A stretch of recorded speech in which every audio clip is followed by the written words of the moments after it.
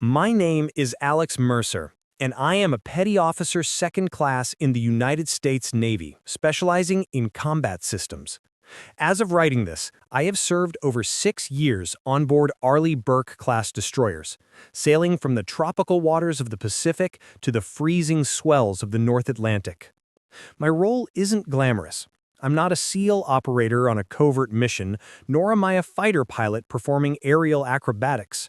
I am one of the thousands of sailors in blue coveralls, stained with grease and oil, who crawl into cramped machinery spaces every day to ensure the ship's electronic heart keeps beating. I am writing this confession not to reveal any military secrets, those I have sworn to protect, but to share a purely human experience.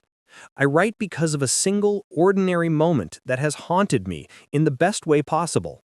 It was a moment after an exhausting exercise when I stood by the ship's rail looking across at our European counterparts on a neighboring vessel.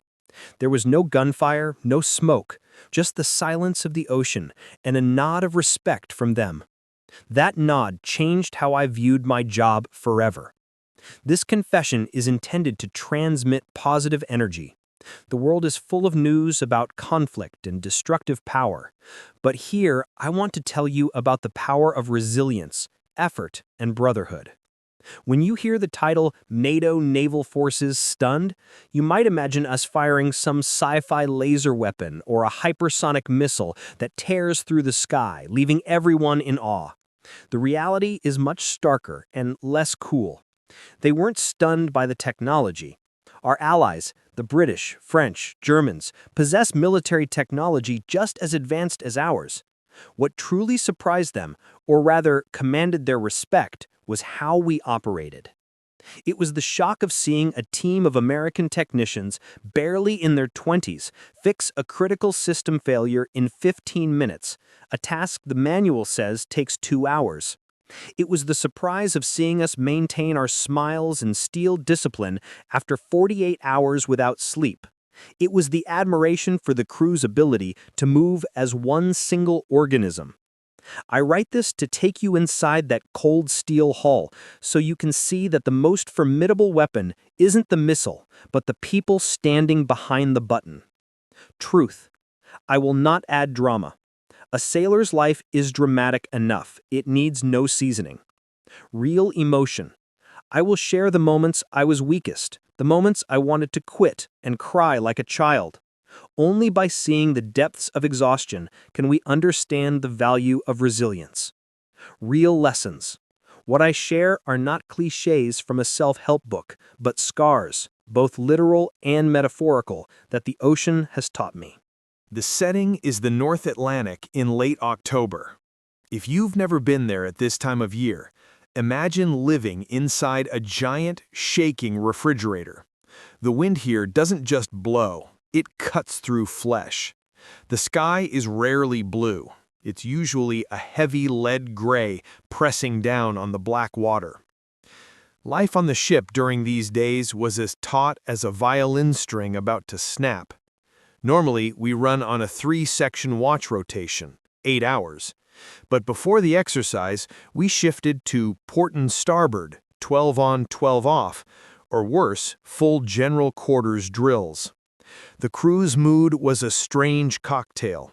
Pride. We represent the U.S. Navy. The stars and stripes flying from the mast reminds us to keep our heads high. Anxiety. Sea states of 6 or 7 are common. Electronic equipment hates salt water and hates vibration. Keeping systems stable in these conditions is a nightmare. Pressure. The eyes of NATO admirals would be on our performance. A small mistake could become a diplomatic embarrassment, or at least a national shame. This was Exercise Joint Warrior, one of the largest NATO events of the year. It wasn't just the U.S. Navy. We were joined by the Royal Navy, with their aristocratic discipline, the French Navy, Marine Nationale, with their technical finesse, along with warships from Germany, Norway, Italy, and more. The biggest challenge wasn't hitting a target, it was communication.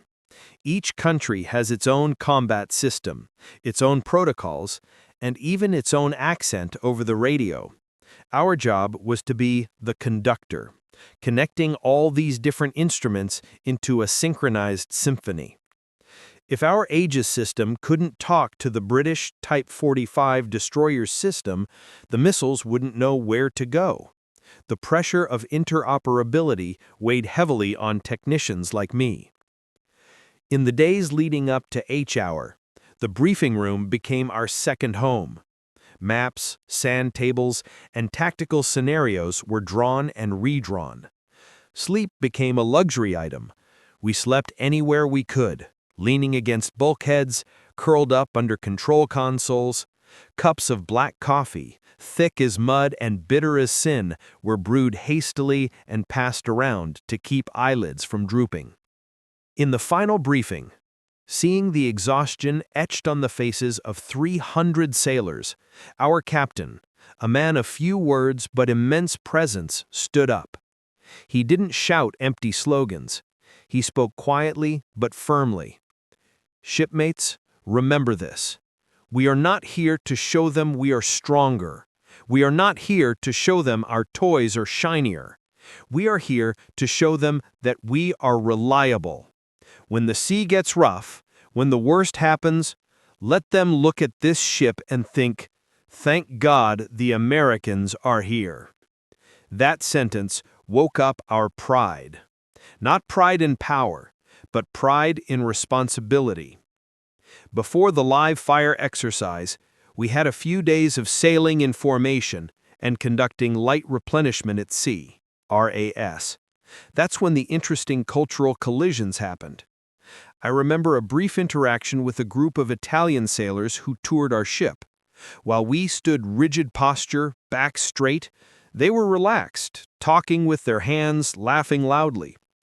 A German counterpart was surprised to see me using duct tape, engineering tape, to temporarily secure a loose cable. He shook his head and laughed at, "You Americans, you fix everything with tape and faith, yeah?" Despite the language barriers and differences in style, we realized a common ground. We were all people who loved the sea, missed home, and hated canned food. The handshakes, the hastily exchanged unit patches between the ship's rails, they formed a beautiful camaraderie before we stepped into the storm. If military life is a complex machine, then the days leading up to the NATO exercise were when that machine was pushed past the red line, the gears grinding and the metal screaming under the strain. The only easy day was yesterday. It's a catchy SEAL motto you see on t-shirts, but out here in the middle of the Atlantic, it felt less like a slogan and more like a universal, crushing truth. Our schedule was systematic torture, designed to strip away the civilian mindset and leave only the sailor behind. It started at 05 a.m. with reveille, though most of us were already awake, staring at the bunk above us, dreading the cold floor. The day began with equipment checks and maintenance and dragged on relentlessly until 23 p.m. or later.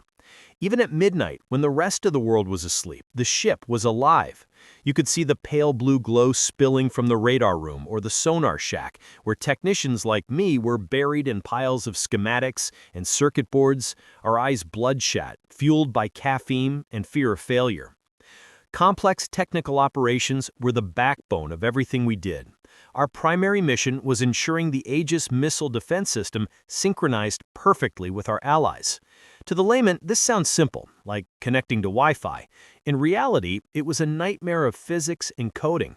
It involved calibrating the AN/SPY-1 radar arrays, those massive octagons on the side of the ship, in an environment saturated with international signal interference. We had to filter out the noise of French frigates and British destroyers to see the enemy.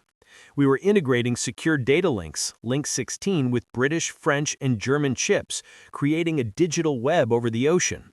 We had to ensure every simulated target was locked and tracked with absolute precision, down to the millimeter. If our system said a target was at 10,000 feet and the German system said 10,050 feet, the interceptor missile might miss. We were chasing perfection in an imperfect world. Responsibility was placed on every tiny, invisible detail. A single loose screw in an electrical cabinet wasn't just a nuisance. Under the vibration of the ship's engines, it could cause a ground fault, leading to data errors that would blind the ship. A dirty cable connector no larger than a fingertip could lose a critical signal during an engagement. No civilian sees these details, but that's why technicians crawl under floor plates, squeeze into hot machinery spaces, and hang upside down in cable trunks. The pressure didn't come from the enemy. The enemy was hypothetical. The pressure came from the impossible standards we set for ourselves, knowing that good enough gets people killed. Despite the rigorous training, humans are still human. We are biological machines prone to fatigue, and mistakes are inevitable when psychological pressure mounts and sleep is stripped away. We had a simulation run that I will never forget. The scenario was red on green, or emergency defense. The speakers blared the terrifying alarm. General quarters, inbound vampire, all hands man your battle stations. When the captain, voice tight with controlled urgency, ordered the full electronic warfare suite engaged, we failed. The massive radar screens in the Combat Information Center, CIC, flickered, washed out with static, and failed to lock the simulated supersonic target. The enemy missile slammed into our virtual ship. We were dead. A system boot failure. The silence that followed was deafening. The entire tech team was summoned immediately. We were reprimanded severely in the cramped briefing room, standing at attention until our legs shook. The chief didn't yell, which was infinitely worse than screaming. He just looked at us with eyes that seemed tired of our incompetence. He said quietly, "If this were real, you just killed the coalition. There are no restarts in war. I don't need explanations about software bugs. I need action. Run it again, and keep running it until you can do it in your sleep." A young shipmate, let's call him MJ, fresh out of A school and barely 20 years old, nearly cried from the pressure. MJ was brilliant, a kid who could recite technical manuals, but he was a perfectionist. When the system crashed, he took it personally. After the meeting, I found him sitting in a corner of the workshop, head in his hands, staring at the deck tiles. He looked small. The failure wasn't entirely his fault. It was a hardware glitch, but the military's demand for perfection is unforgiving, and he felt the weight of the entire ship on his narrow shoulders. I too had my moment of shame. During a fiber optic troubleshooting drill, my hands were shaking so bad from caffeine and exhaustion that I plugged a cable into the wrong port. It was a tiny error, a simple click in the wrong jack, but it caused a 4-minute data lag. Just 4 minutes, but in missile warfare, 4 minutes is an eternity. The whole team had to restart the scenario, costing everyone 2 precious hours of sleep they wouldn't get back. I felt the weight of guilt crushing my chest. Making my teammates suffer for my mistake was heavier than any official punishment. Technical failures can be fixed with manuals and tools, but the moments that truly broke our spirits came from the relentless exhaustion and the brutality of the environment itself. A night of rough seas hit us like a sledgehammer. The North Atlantic decided to remind us who really was in charge. Our destroyer, despite being a 9,000-ton fortress of steel, was tossed like a bath toy by 20-foot waves. The ship would heave up, hang weightless for a sickening second, and then slam down, shuddering from bow to stern. Many were seasick. The smell of vomit mixed with diesel fuel and ozone permeated the passageways.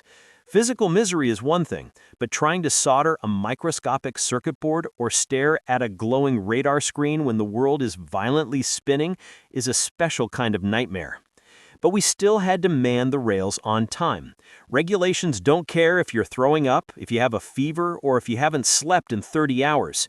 I remember bracing myself in the passageway, sweat mixing with the saltwater spray on my face, gripping a stanchion to stay upright. My stomach was turning, my head was pounding, and a dark thought crept in. Is this worth it?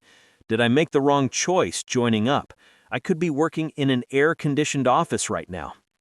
Discipline is cruel, but it forges character. It teaches you that the ocean has no pity. The enemy doesn't let you rest because you have a tummy ache. In those dark hours, we learned that bravery isn't the absence of fear or discomfort, but the will to move forward even when you are terrified, exhausted, and sick.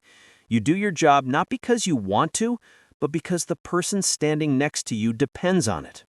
In that harsh environment, as the days blurred into a gray loop of duty and fatigue, the only thing that got us through wasn't the advanced weapons or the patriotic speeches. It was the unwritten promise to never leave a shipmate behind. When MJ started to crumble, the team didn't let him fall. We lifted him up. No one mocked him for his tears. Instead, Sergeant Hernandez and I stayed up with him. We spent 30 minutes walking him through the process again, breaking it down step by step, turning the terrifying complex problem into manageable pieces. We didn't do it for him. That would teach him nothing. We stood by him, acting as his anchor until he could do it himself. At 02 a.m., when MJ finally fixed the configuration error and the system status lights turned a beautiful, solid green, the small tech room erupted. It wasn't loud cheering, just a collective exhale and silent fist bumps. MJ looked up, and for the first time in weeks, he smiled. One time, I was the one who wanted to quit. After 18 hours on watch, battling a stubborn radar fault, I slumped over the mess deck table, staring at a cold cup of coffee. "I can't do this anymore," I whispered to no one. Master Chief Miller, a veteran with skin weathered by the Mediterranean sun and a voice like gravel, walked by. He didn't offer me pity. He didn't tell me it would be okay. He dragged me out to the weather deck, right into the teeth of the gale force wind, and pointed at the black, churning ocean and shouted over the roar of the waves, "Look at that. If the sea hasn't stopped, why are you stopping? You think you're tired? The ocean doesn't care. The enemy doesn't care. But your shipmates care. If you stop, who watches their backs while they sleep? Who tracks the threats? You don't do this for yourself. You do it for them, Mercer." That cold splash of reality, delivered with the brute force of a gale, woke me up. I went back to my post, not because I wasn't tired, I was exhausted, but because I realized I didn't have the right to give up. My fatigue was the price of their safety. Don't think a soldier's life is all misery and gloom. Amid the hell of training, we found small, hidden heavens. Midnight rations or midrats at 3 a.m. became a sacred ritual. The menu was garbage, usually leftover tater tots, instant noodles, dry crackers, and coffee that tasted like sludge. But eating it with brothers who just crawled out of a 100-degree engine room made it taste like a Michelin meal. We sat on the cold metal deck plates, sharing the last packet of spicy seasoning like it was gold, laughing about the day's screw-ups. In those moments, rank didn't matter. We were just tired humans surviving together. We had inside jokes that made no sense to outsiders. We named a finicky backup generator Old Man Jenkins because it was grumpy, loud, and only worked when you kicked it in a specific spot. We saluted it every time it actually started. And the haircuts on the fantail. Since we couldn't go ashore for weeks, we cut each other's hair. Imagine trying to give a fade with battery-operated clippers in a Force 5 wind on a moving ship. The results were terrible, patchy, uneven, ridiculous haircuts. But we didn't hide them. We wore them like badges of honor, laughing at each other's jagged hairlines. It was a way to reclaim control, to find humor in the chaos. The ocean teaches you lessons you can't learn in a classroom. Do it right once, no one remembers. You can be perfect for 99 days and no one will say thank you because that is the standard. Do it wrong once, remember it for life. But slip up once, leave one bolt loose, miss one signal, and the consequences can be catastrophic. The military doesn't teach you to fear mistakes. It teaches you to be obsessed with precision. It rewires your brain to care about the things that others ignore. I realized people aren't born strong. Strength isn't a gift. We become strong when we choose to stand up after falling down, when we choose to double-check the work when our eyes are burning, and when we choose to be reliable rather than impressive. The sea stripped away the boys we were and left men in their place. The day of the official live-fire exercise arrived, bringing with it a weather shift that felt almost ominous. After days of punishing swells, the morning broke with an eerie stillness. The sea, usually a churning beast of whitecaps and gray valleys, had settled into a flat, glassy sheet of slate gray that merged seamlessly with the horizon. The sky was low, a heavy blanket of stratus clouds hanging just above the mast, creating a claustrophobic ceiling that seemed to trap the sound of the ship's engines, amplifying the vibration in our bones. There was no more laughter in the passageways, no more joking about bad chow or complaining about the lack of sleep. The ship transformed. It smelled of heavy fuel oil, cold steel, and intense, vibrating focus. We moved with a deliberate slowness, conserving energy. Inside the Combat Information Center, CIC, the nerve center of the destroyer, the atmosphere was pressurized. The lights were dimmed to blue ops mode, a deep indigo hue designed to preserve night vision and reduce eye strain, but which also gave the room a submarine-like feeling of isolation. The only illumination came from the amber, blue, and green glow of hundreds of tactical consoles and the large status screens mounted on the bulkheads. The air conditioning hummed aggressively, battling the heat generated by the massive server banks, keeping the room at a frigid temperature that made us zip our coveralls all the way up. Everyone was quiet. The usual chatter was replaced by the click-clack of keyboards and the soft whir of cooling fans. We communicated with glances and sharp hand signals. I checked my system for the 10th time, running diagnostics on the signal processors. Cooling flow? Normal. Voltage? Stable. Data link with the British Type 45 destroyer flagship? Sync complete. All parameters? Green. But my hands were sweating inside my gloves. The silence in that room was louder than any explosion I had ever heard. It was the sound of 300 people holding their breath. The silence was shattered by the secure voice net crackling to life from the flagship. The British voice was calm, clipped, and terrifyingly clear. Exercise, exercise, exercise. Inbound Vampire.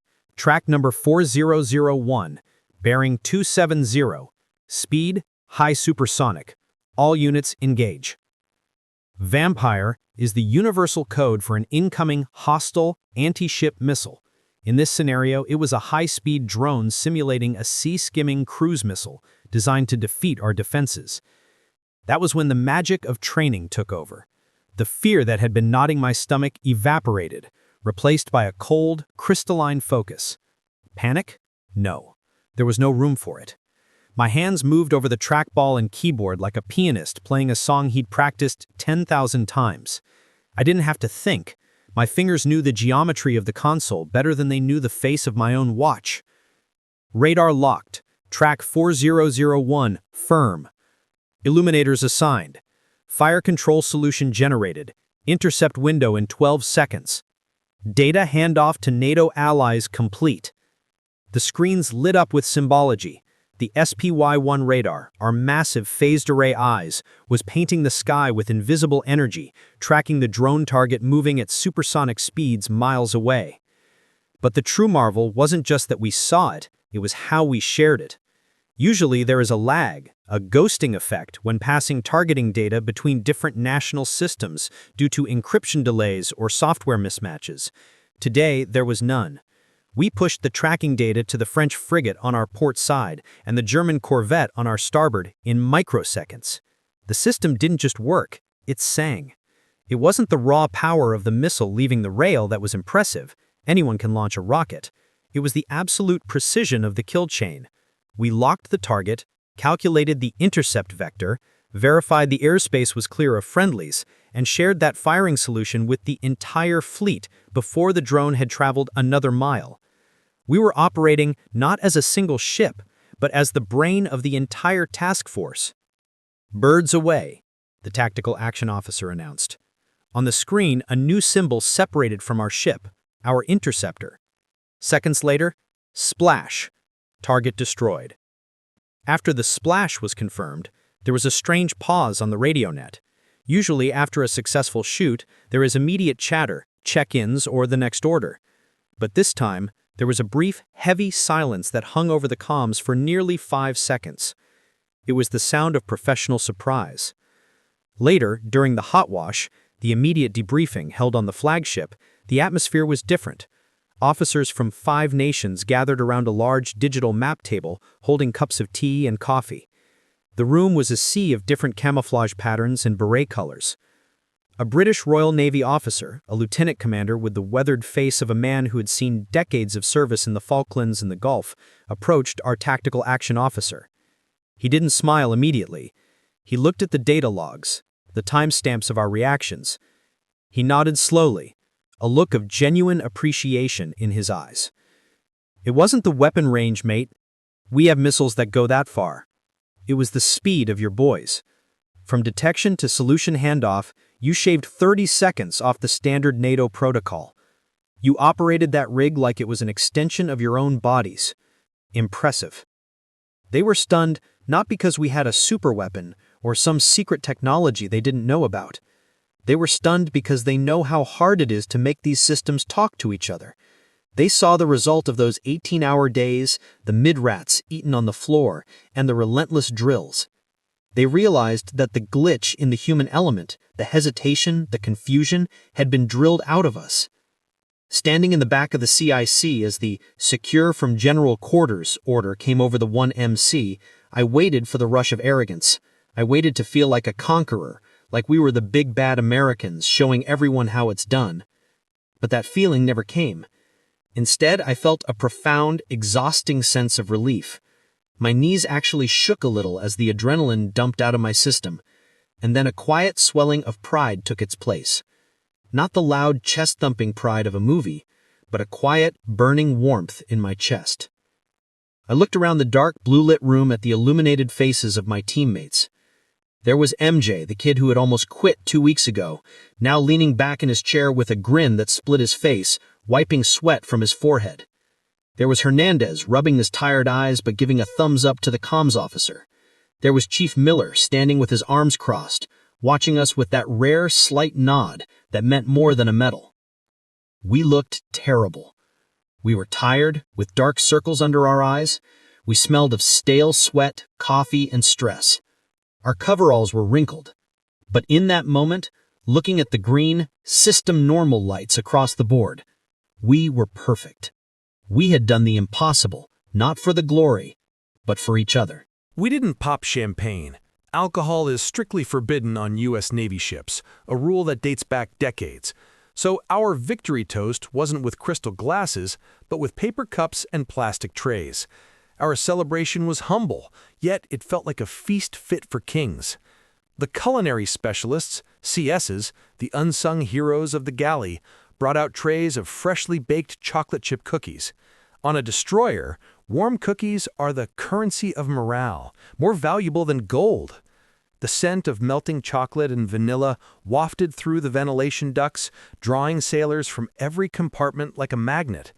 We gathered on the mess deck, drinking soda and eating those warm, gooey cookies until our fingers were sticky. The air, usually thick with the stress of upcoming drills, was now light and filled with noise. Someone made a joke, raising a can of Coke and calling our team the most lovable idiots in the Atlantic. It referred to a mishap earlier in the week where we had tripped over each other during a drill. We laughed until our sides hurt, tears streaming down our faces. It was the laughter of decompression, of survival. It was a manic release. The tension that had gripped our shoulders like a vice for weeks finally melted away, leaving us exhausted but giddy. We weren't just colleagues anymore. We were a tribe that had survived the storm. But when the adrenaline faded and the sugar rush crashed, the silence returned to the berthing compartments. Homesickness hit us hard. It's a strange phenomenon. The moment the mission ends, your brain stops focusing on survival and starts remembering what you're missing. After the professional high of the exercise, the crushing reality of being thousands of miles away from everything you love set in like a fog. We lined up for the satellite phone in the passageway. The connection was terrible, a frustrating 3-second delay on every word that turned every conversation into an awkward game of tag. I stood behind a shipmate, a burly mechanic, trying to talk to his daughter on her 5th birthday. I watched him press the receiver hard against his ear, closing his eyes to block out the ship's noise, trying to visualize her face. His voice cracked as he tried to sing Happy Birthday over the static and the delay. He would sing a line, wait 3 seconds for her giggle, and then sing the next. It was heartbreakingly beautiful and painful to witness. Another teammate, a stoic sonar technician, received an email that his wife was sick back in Virginia. It wasn't life-threatening, but she was alone with their newborn. He couldn't go home. He couldn't help. He had to stay on watch. I saw him later, staring at a printed photo of her taped to the inside of his locker door. His face was like stone, etched with a quiet desperation, holding back tears so he could finish his shift. That is the silent tax paid by every sailor, the moments of life we miss and can never buy back. One night, 2 days after the exercise concluded, I walked along the breezeway, the outdoor corridor, at midnight. The ocean was pitch black, merging seamlessly with the sky. There was no moon, no horizon line, just an infinite void. The only light came from the bioluminescent phosphorescence churning in the ship's wake, a glowing green trail fading into the darkness. Standing there, gripping the cold steel lifeline, I felt incredibly small. The ocean is vast, ancient, and indifferent. It wouldn't care if you win or lose, if you are a superpower or a speck of dust. It would swallow this ship without a second thought. But strangely, that sense of smallness gave me perspective. It stripped away my ego. It made me realize that my individual efforts, though tiny in the grand scheme of the universe, mattered immensely to the 300 people sleeping beneath my feet. I wasn't fighting the ocean, I was surviving it alongside them. The hum of the ship's engines felt like a heartbeat, and for a moment I felt at peace with my insignificance. Before we pulled out of formation to head home, the captain called an all-hands assembly on the flight deck. The wind was whipping our uniforms, but no one moved. He didn't give a long Hollywood-style speech. He didn't talk about glory or medals. He just looked at us, his eyes scanning the ranks from the officers to the youngest seamen. He nodded once and said simply, "You did good. You made this ship worthy of its name." Then, as we broke ranks, my best friend on the ship, let's call him Miller, walked up to me. Miller and I had argued a dozen times during the stress of training. We had shouted at each other over broken circuits and missed deadlines. But in that moment, none of that mattered. He didn't say anything. He just grabbed me in a crushing bear hug. I could smell the grease on his uniform and the stale coffee on his breath. In that embrace, amid the wind and the noise of the flight deck, I felt it. We made it. We had seen each other at our worst, tired, angry, scared, and we were still standing. That feeling of shared survival creates a bond stronger than blood, a tether that connects us forever, long after we hang up the uniform. The biggest lesson is this: the weapon is just a tool. You can give the most advanced rifle to a coward and he will fail. You can give a rusty wrench to a dedicated mechanic and he will build a miracle. The stunning factor that NATO saw wasn't the Aegis system. It was the discipline, the sweat, and the unity of the crew. People are the ultimate weapon system. No one sees you when you're training, but everyone sees you when you succeed. Success isn't a flash of lightning. It's the sum of 1,000 boring, painful, exhausting days that no one claps for. It's waking up at 0500 when your body screams no. It's checking the same circuit for the 100th time. The glory of the exercise lasted 5 minutes, but it was paid for with 5 months of grind. I learned to trust. Trust in teammates, knowing that if I fall, someone will catch me. Trust in myself, knowing that I am capable of more than I thought. Trust in the journey. Even when we were failing, even when the sea was rough, we had to trust that we were moving forward. I learned to be grateful for the hard things. I am grateful for the failures because they made me sharp. I am grateful for the stormy seas because they made me appreciate the calm. I am grateful for the harsh chiefs because they made me a better sailor. I don't wear this uniform because I love war. I hate war. I wear it because of the people standing to my left and right. I wear it because of the values it represents: honor, courage, commitment. I am proud not because the U.S. Navy is #1, but because it is a family of flawed people striving to be excellent together. The stunned faces of our NATO allies were just a validation of that family bond. If you are reading this and going through a storm in your own life, Whether it's a job loss, a breakup, or just the heavy weight of existence, please remember what the ocean taught me. Rough seas make good sailors. Don't pray for an easy life. Pray for the strength to endure a difficult one. The storm will pass, but the strength you build fighting it will last forever. Thank you for listening to the ramblings of a U.S. Navy sailor. I hope this story brought you a little bit of salt air, a little bit of grit, and a lot of hope. Fair winds and following seas to you all. Signed, a U.S. Navy sailor.